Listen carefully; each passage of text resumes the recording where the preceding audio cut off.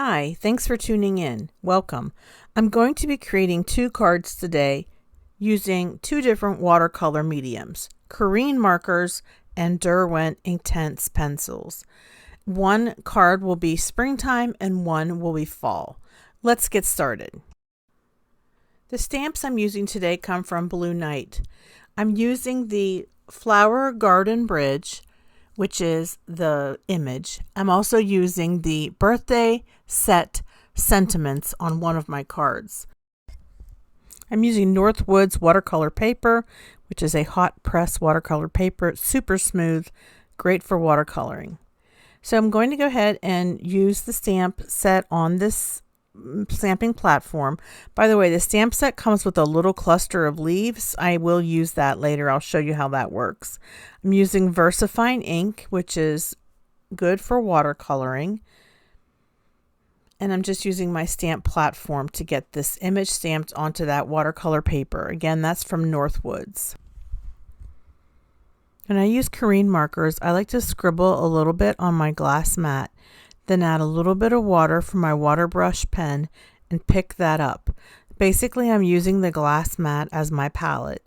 If you don't have a glass mat, that's okay. You can use any piece of acetate or plastic that you might have. You can use that as your palette. And I'm just grabbing a little bit of water as far as how much water I'm using, just a little bit. And sometimes I'll scribble a little bit of water onto the glass mat and then just dip my brush into that. But it takes a very little bit of water to get the Karin markers going. They're very bright, and they're my favorite watercolor markers. They're just easy to work with, and they have a nice firm nib, so that makes it nice too for scribbling a little bit of that color on my glass mat. And the only time I add a little bit more water is when I'm doing my water of the image, the water of the river. I don't want it to be too saturated, so adding a little bit more water into that ink that I laid down dilutes it, and that's how I normally do my water. I'm sorry that my palette is a little bit off camera right now, but this is what it looks like close up when I do that watercolor wash and make my stream that light blue. Now, as I said, Flower Garden Bridge comes with a small set of leaves that you can stamp for your trees. You can make that any color that you'd like. I'm going for sort of a spring/summer look. So I'm going to use Karin Markers Minted ink. Sorry, this is a little blurry. And I'm going to stamp that cluster of leaves. I put them on an acrylic block, stamping on a piece of paper just to get the feel of the stamp, and just stamping directly on the ink pad and then adding the leaves. And isn't it great? It just makes this come to life.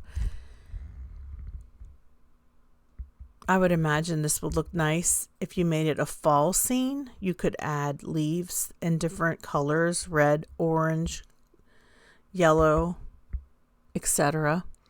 Now my next card is a fall scene, but I just left my trees bare. There's also some little trees in the background. Yeah, so that was a lot of fun. Now that I have everything watercolored and my leaves stamped, now I need to color in the sky. You don't really need to color in the sky. You could basically end right here, finish your card right here. But I am going to use the cloud stencil from Blue Night and a little bit of ink to make some clouds in the sky. All right, I'm going to be using Oh Boy, which is a very light blue ink from Karin Markers. And again, the cloud stencil is from Blue Night. I'm using a foam dome blending tool I'm just moving this stencil around a little bit and trying to squeeze in some clouds in the area in the background. And I'm not going directly over the leaves. I'm doing my best to stencil in between the leaves and the branches. And I did take that foam dome blender and just added a little bit of ink to the top of my card panel, just giving that look of the clouds up above. To finish my card, I stamped one of the sentiments from the Happy Birthday set, and I put a piece of mint green cardstock behind that to create a mat. This is what my card looks like finished. I took a still photo of it.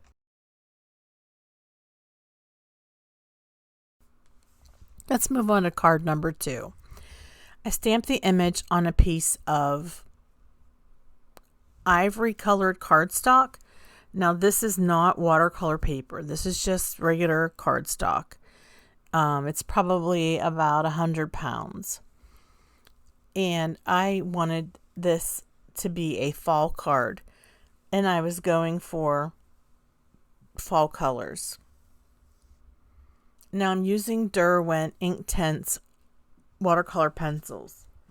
Now what I like about these is they're very vivid. If you'll notice as I'm creating with them and lay the color down, it's pretty intense. That's why they call it, I guess, Inktense. What I do is I actually color directly onto the image, then I add just a little bit of water on top. Because this is not a watercolor cardstock, I have to be really careful not to get it too wet. I don't want it to start pilling. But a little bit of water, it's okay. The paper can handle that. A little bit more about these. Derwent Inktense pencils are made in England, United Kingdom, Great Britain.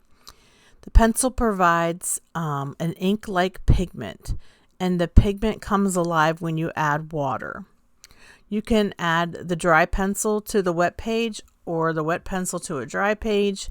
What I did, I added the dry pencil to the dry page, and then I added a little bit of water on top. It becomes permanent once drying, and it leaves an ink-like stain. And then you can keep layering on top to make it more vivid. So that just gives you a little bit of idea about these pencils. You can use them on ceramic, wood, fabric, as well as paper. Now, I don't normally color the colors that I'm using. These colors are not normally what I gravitate towards. I definitely am more of a spring and summer type colorer, but I wanted this to really look like fall. So I'm going with sort of a mustard color for the grass, and for my trees I'm just going with a brown color. They already look dark, I think, because they're on this ivory paper stamped with dark black ink, and I use the VersaFine again. It's the ink that I use when I'm doing watercoloring. And I just keep sharpening my pencil and trying to find the right size brush. And I am just using, sometimes I'm using a water brush and sometimes I'm using a regular paintbrush. Really, it just depends. I kind of am going back and forth. But I'm just adding a little bit of water to my glass mat and picking it up that way.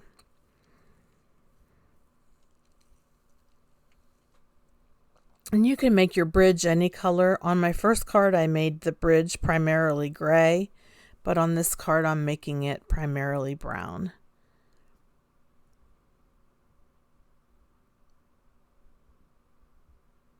And this is just me adding some color to those trees that are in the background. I am going to leave the trees bare. I'm not going to stamp any leaves on this one. Now I'm going to color my water. I'm using Oh Boy, which is an ink from Catherine Pooler. Now, I just basically press the ink pad down onto my glass mat, creating a palette. And I'm adding lots of water to my brush. I'm trying to make a more muted water in my stream, not as vivid as the first card that I made. So by adding a lot of water to the palette and to my brush, you can see that it's a lighter color. Plus the paper is ivory, so it's not going to look like the first card that I made.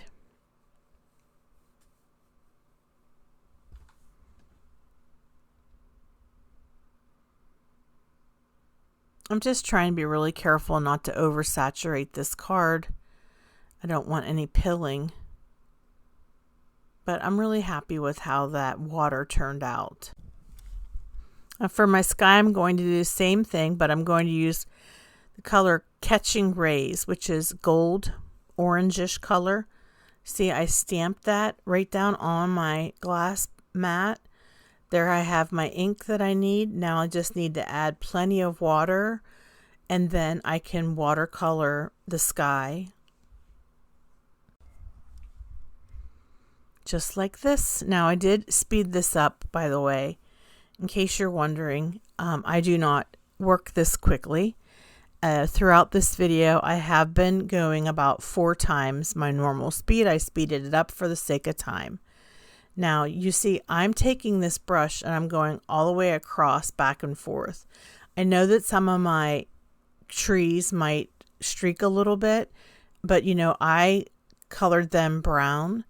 And I think the brown and the orange together is just a-okay because it reminds me of fall. What do you think? I guess I'm not too worried about my skies looking a little bit streaky. I mean, in real nature, you know, sky is streaky. It's not always solid one color. So I'm glad that I was able to use that. And it actually turned out to be pretty nice considering it's not my normal go-to as far as that color palette.